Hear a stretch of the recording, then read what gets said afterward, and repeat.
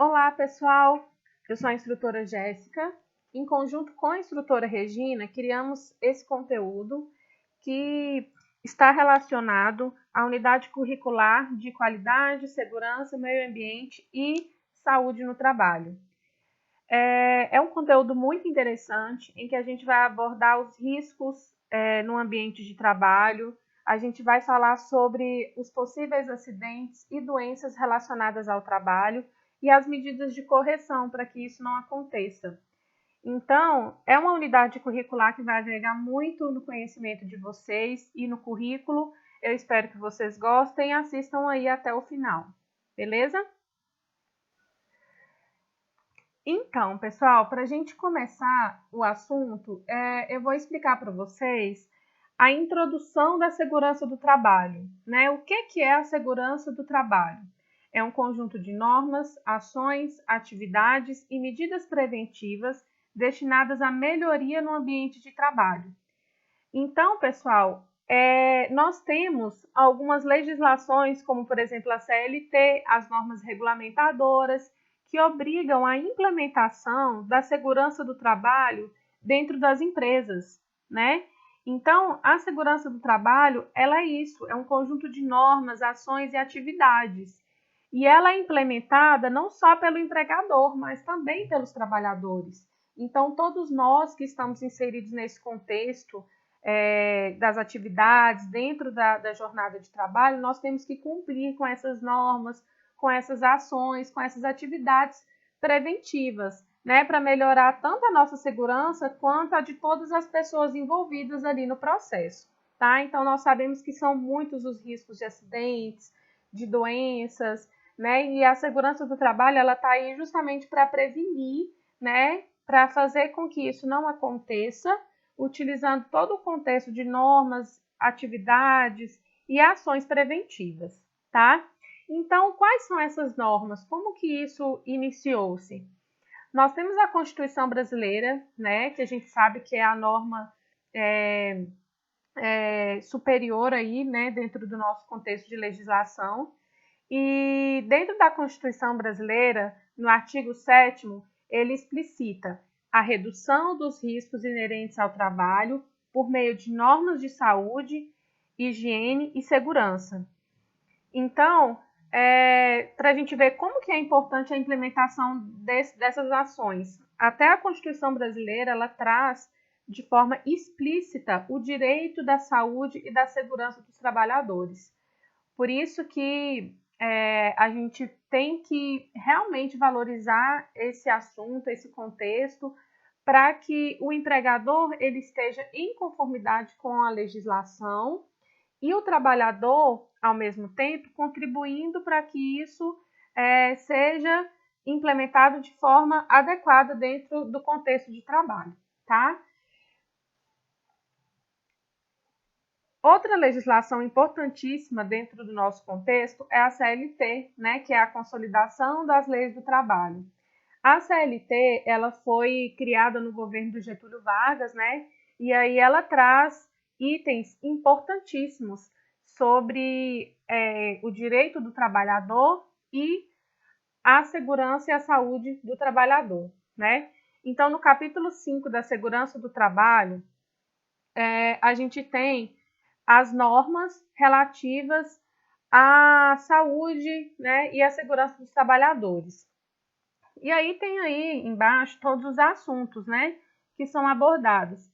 Vale ressaltar, pessoal, que essas normas de segurança, que são as NRs, elas passaram por uma reforma, estão passando, né, por uma reforma recentemente e estão sempre sofrendo alterações, né? Então, a gente tem aí hoje 36 normas regulamentadoras e elas foram criadas ao longo dos anos. Então, elas sofrem alterações, elas são revogadas, outras normas são criadas. Então, a gente vai estar sempre sofrendo aí algumas alterações com relação à legislação, tá? Mas na CLT a gente tem esse capítulo 5 que fala da segurança e da medicina do trabalho. Então, ele traz aí algumas disposições gerais, fala sobre os órgãos da segurança e medicina do trabalho, que é o SESMIT, não sei se vocês já conhecem é o Serviço Especializado em Segurança e Medicina no Trabalho.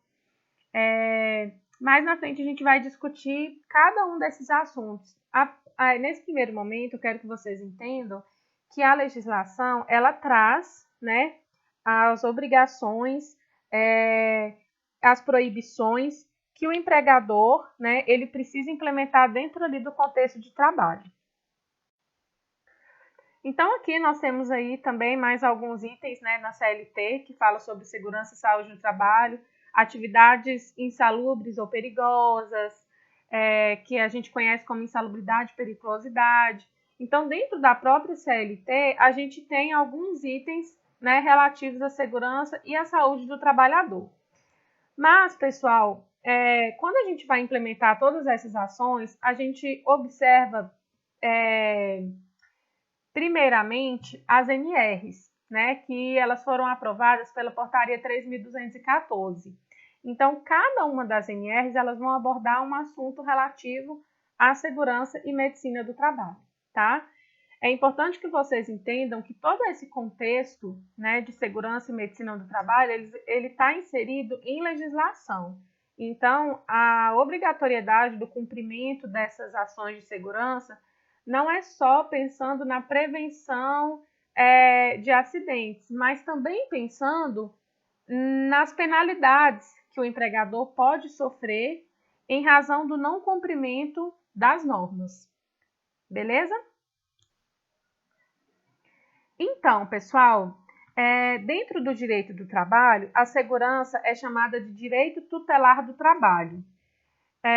Segundo Sérgio Pinto Martins, diz que as regras de segurança e medicina do trabalho destinam-se igualmente aos empregadores e também os chamados grupos de empresas. Então, é o que eu acabei de falar com vocês. O empregador, a partir do momento que ele não cumpre com essas normas que eu acabei de falar com vocês, que é a CLT e as normas regulamentadoras, ele pode sofrer algumas penalidades, né? Essas penalidades são notificações, multa, interdição, embargo, né? Então, tudo isso, dentro do contexto, né, de legislação, está relacionado a possíveis penalidades, tá? É claro que a segurança, a vida do trabalhador é primordial, né? Mas nós sabemos que para as empresas elas se adaptarem a essa cultura de segurança, ela precisa sofrer algumas penalidades, né? Então, isso está tudo relacionado à CLT e às normas regulamentadoras. Então, por meio dessas NRs, né, que eu acabei de falar para vocês, rege-se a sistemática de como as empresas, empregados e empregadores devem adequar-se para que o trabalhador possa exercer a sua profissão e função em um ambiente de trabalho que proporcione saúde, segurança e bem-estar. Beleza, pessoal? Eu havia falado 36 NRs, né, mas são 37 normas regulamentadoras e essas normas elas, né, vão oferecer aí pré-requisitos, né, que o empregador ele precisa implementar e que o trabalhador precisa cumprir, beleza? Então, a gente busca não só a segurança, como também o bem-estar do trabalhador, porque nós sabemos que o empregado, quando ele está exposto a um ambiente seguro e saudável, ele vai produzir mais, né? E não basta a gente oferecer trabalhos, nós temos que oferecer ambientes de trabalho seguros, seguro e saudável, tá? Então, isso vai ser implementado por meio das normas regulamentadoras. Bom, para a gente falar sobre o histórico da segurança, nós precisamos conhecer a OMS e a OIT, né? O que é a OMS? É a Organização Mundial da Saúde.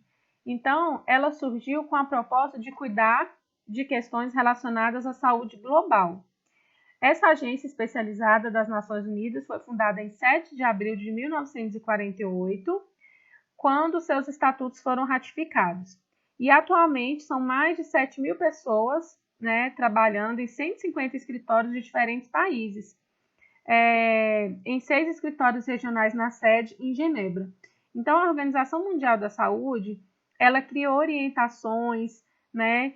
Ela se comunica com os países para justamente buscar um nível elevado de saúde da população, tá? Vale destacar que essa agência define saúde como um estado de completo bem-estar físico, mental e social. Ou seja, a saúde é muito mais do que a ausência de doenças. Então, não basta eu não ter doenças. Para que eu tenha saúde, eu tenho que ter um completo bem-estar físico, mental e social. Então, a OMS ela contribui muito com essas orientações sobre a saúde da população, não só relacionado a doenças, mas sim ao bem-estar físico dentro das empresas também. Quais são as funções da OMS? Proporcionar saúde a toda a população mundial, ajudar os governos no fortalecimento dos serviços de saúde, estimular trabalhos para erradicar doenças, promover a melhoria da nutrição, habitação, saneamento, recreação, estimular a cooperação entre grupos científicos, fornecer informações a respeito da saúde e realizar a classificação internacional das doenças. Então, nós temos aí as principais funções da OMS. A OMS já conseguiu várias conquistas na luta pelo bem-estar da população mundial, né? E, além disso, não podemos esquecer do papel na luta contra a AIDS. Então, pessoal, muitas doenças elas são transmitidas no próprio ambiente de trabalho, não só em setores hospitalares, mas em qualquer outro contexto, né, de trabalho, nós temos aí a transmissão de doenças. E quando a gente fala de segurança no ambiente de trabalho, a gente também está falando sobre doenças transmissíveis, doenças virais, né? Então, a OMS também tem um papel muito importante nesse contexto aí, tá? Bom, então falando também do histórico da segurança do trabalho, um dos órgãos importantes desse contexto é a OIT, né, que é a Organização Internacional do Trabalho. A OIT ela foi fundada em 1919 como parte do Tratado de Versalhes, tá? Então, na primeira Conferência Internacional do Trabalho, que foi realizada em 1919, a OIT adotou algumas convenções. Essas convenções, elas passam a ser ratificadas pelos países e a partir do momento em que o país ratifica uma convenção da OIT, ele tem que implementar, né? Então, por exemplo, vamos supor que a gente tem aqui uma convenção da OIT que fala sobre a erradicação do trabalho infantil. Então, o país ele tem que lutar, combater aí esse trabalho infantil, justamente por ter sido uma orientação da OIT que passou a ser uma convenção. Então, normalmente, quando o país ele ratifica essa convenção, ele cria uma legislação ali no seu território, justamente para combater ali esse tipo de trabalho infantil, trabalho escravo. Então, a OIT ela adota essas convenções e essas convenções passam a ser ratificadas pelos países e isso vira uma legislação ali dentro do contexto do trabalho. Bom, pessoal, então, informação importante, né? A OIT é responsável pela formulação e aplicação das normas internacionais do trabalho, tá? E o Brasil está entre os membros fundadores da OIT. Então, muitas das nossas legislações, né, de segurança e saúde no trabalho foram espelhadas nas convenções da OIT. Então, o Brasil ele ratifica essa convenção e cria uma legislação sobre o assunto que foi abordado aí no contexto das convenções. E aí aqui, a Organização Internacional do Trabalho é uma agência ligada à Organização das Nações Unidas, né?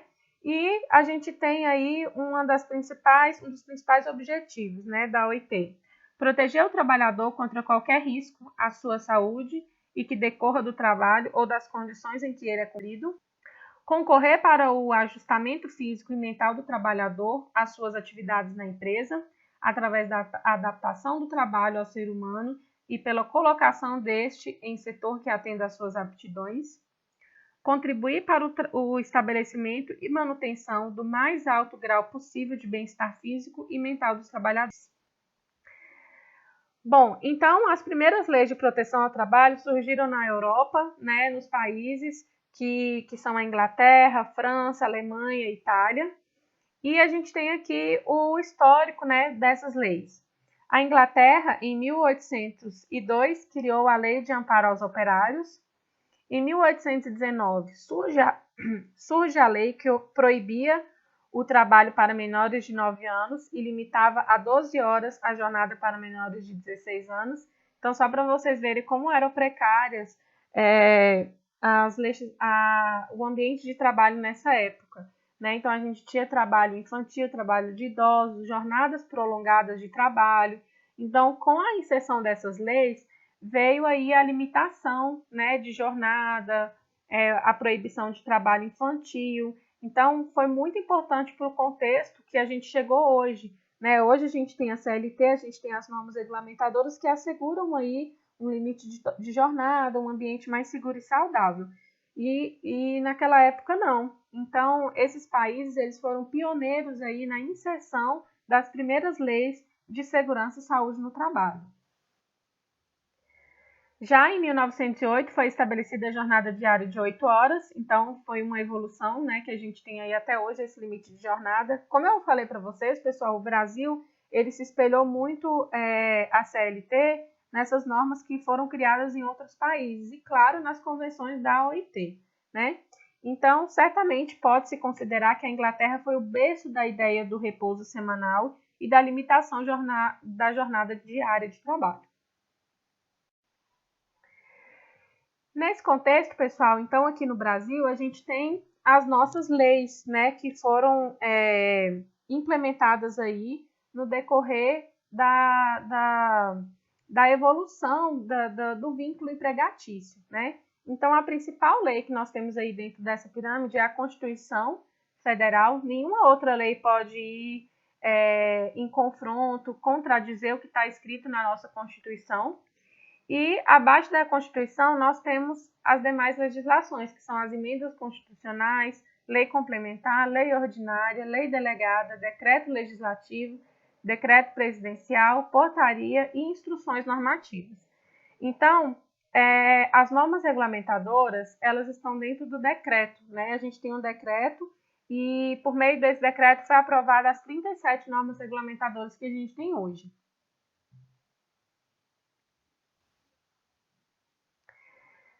Algumas são mais importantes que outras, né? Então, a gente tem aqui a ordem, né, da legislação, que eu acabei de falar para vocês.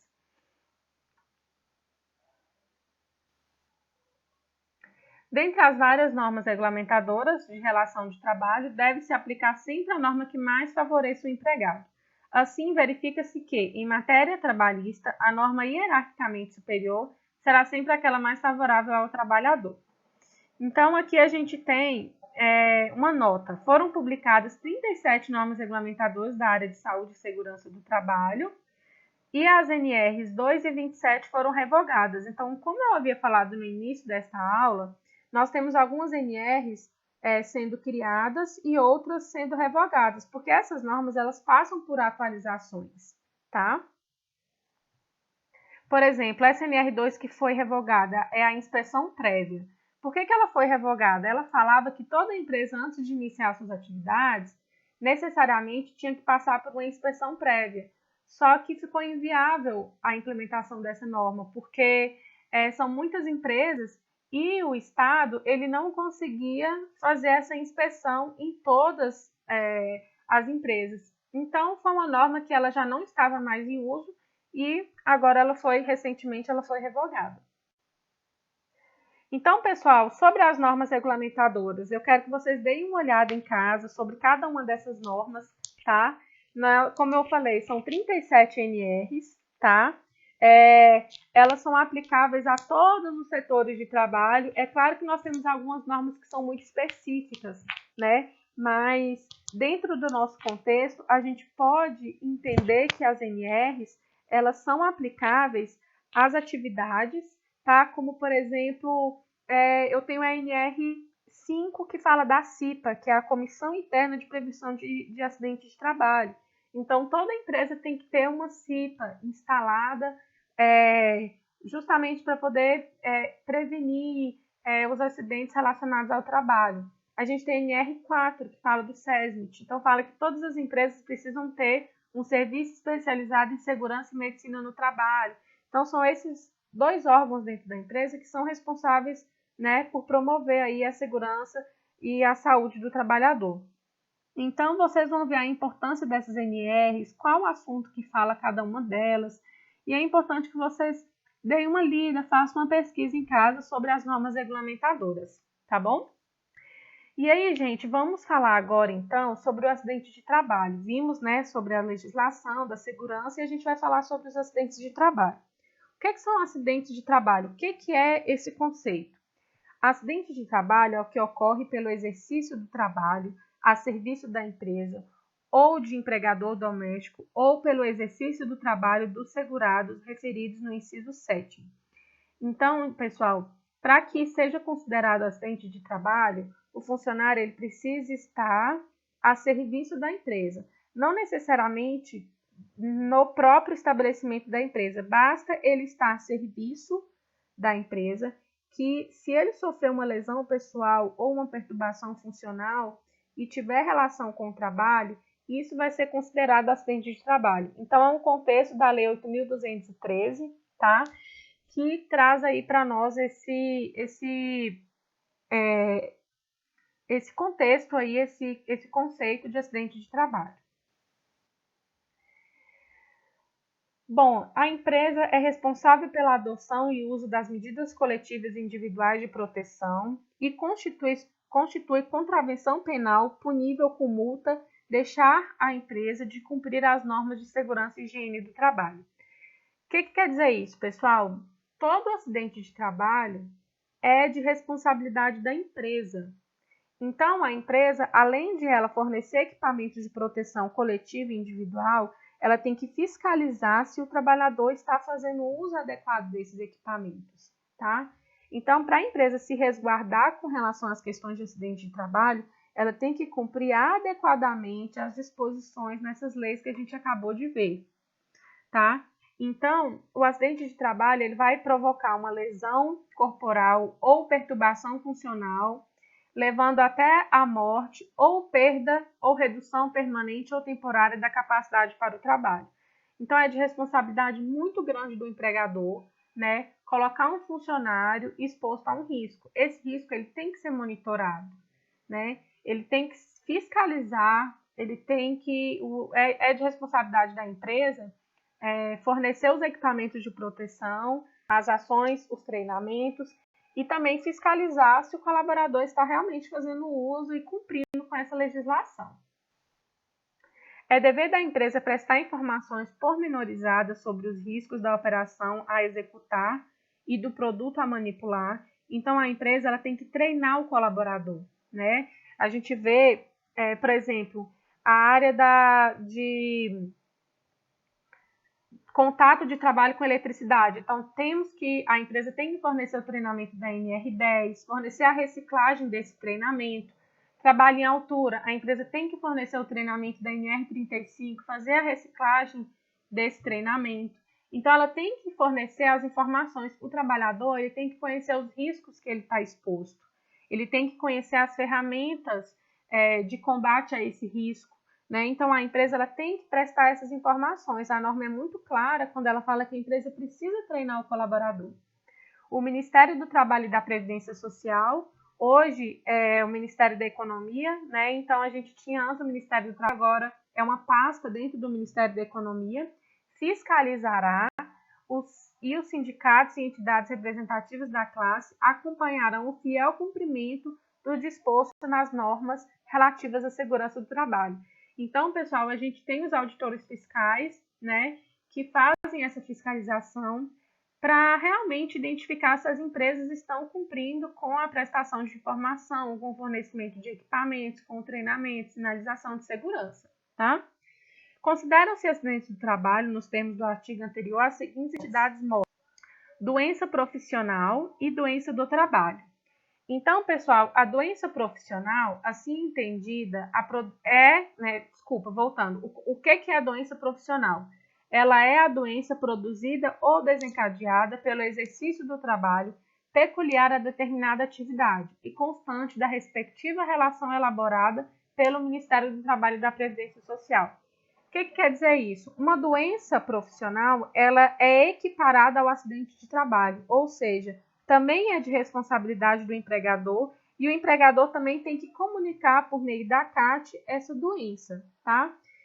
O que é uma doença profissional? É uma doença que já tem relação com a profissão do trabalhador, né? Então, é aquele colaborador que trabalha exposto à sílica e desenvolve uma silicose, por exemplo, que é a doença, né, que a gente chama de silicose. Então, é uma doença da profissão, já está relacionada, já tem vínculo ali com a profissão, tá? E a doença do trabalho? A doença do trabalho também se equipara ao acidente, né? Então, ela também tem que ser comunicada, também é de responsabilidade do empregador. Doença do trabalho, assim entendida, adquirida ou desencadeada em função de condições especiais em que o trabalho é realizado. Então, a doença do trabalho, ela é desencadeada em condições especiais, ou seja, é um motorista de caminhão que tem perda auditiva. Então, a surdez ela não está relacionada com o cargo dele, que é de motorista, mas é uma doença do trabalho, né? Por quê? Ela foi desencadeada em relações especiais com que o trabalho é realizado. Então, a gente tem aí alguns exemplos, né, de doenças do trabalho que não tem relação direta com a profissão, mas que foi desencadeada em razões das condições especiais em que o trabalhador estava exposto. Então, tanto a doença profissional quanto a doença do trabalho, elas se equiparam ao acidente, tem que ser comunicado, tem que ser investigado, né? E são de responsabilidade do empregador. Portanto, as empresas elas têm que agir de forma preventiva a fim de evitar os acidentes de trabalho e as doenças relacionadas ao trabalho. Não são consideradas doenças do trabalho a doença degenerativa, a doença inerente ao grupo etário, a que não produzem incapacidade laborativa e a doença endêmica, adquirida por segurado habitante de região em que ela se desenvolva. Então, por exemplo, a febre amarela, né? A gente tem regiões em que a doença prevalece e é considerada uma doença endêmica. Então, não vai ser considerada uma doença relacionada ao trabalho. Beleza?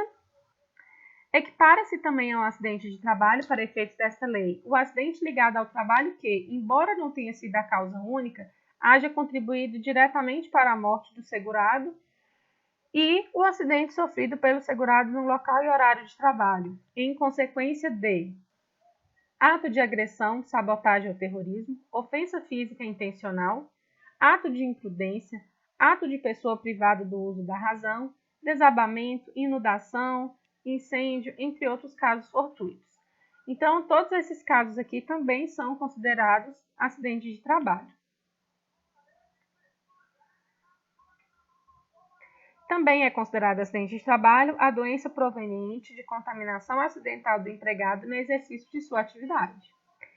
Também é considerado acidente de trabalho o acidente sofrido pelo segurado, ainda que fora do local e horário de trabalho, mas desde que ele esteja a serviço da empresa, né, pessoal? Então, na execução de ordem ou na realização de serviço sob a autoridade da empresa, na prestação espontânea de qualquer serviço à empresa, ou em viagem a serviço da empresa. Então, desde que o funcionário esteja a serviço da empresa, vai ser considerado acidente de trabalho.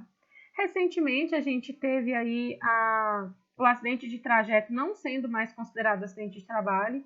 Então, aquele acidente no percurso de casa para o trabalho e do trabalho para casa, até o ano passado, era considerado acidente de trabalho. Hoje não é mais, tá? Então, a gente tem aí uma medida provisória que ela considera que o acidente de trajeto não é mais acidente de trabalho, tá? Então, hoje o acidente de trajeto ele não precisa ser comunicado. E assim a gente encerra o conteúdo sobre os acidentes de trabalho. Espero que tenha ficado claro para vocês, tá, pessoal? Todo acidente de trabalho ele tem que ser comunicado à Previdência Social por meio da CAT, tá? Uma via fica com a empresa, outra com o trabalhador, uma via vai para a Previdência Social e a outra fica no sindicato da classe do trabalhador. a doença também precisa ser comunicada por meio da CAT, tá? E o acidente de trajeto, ele não se equipara a acidente de trabalho, então ele não precisa ser comunicado. Todas as ações da empresa têm que ser voltadas para a prevenção, né, dos acidentes, mas caso ele aconteça, ele terá que ser comunicado, beleza? Então, até a próxima aula, a gente continuará falando sobre riscos no ambiente de trabalho e eu espero vocês.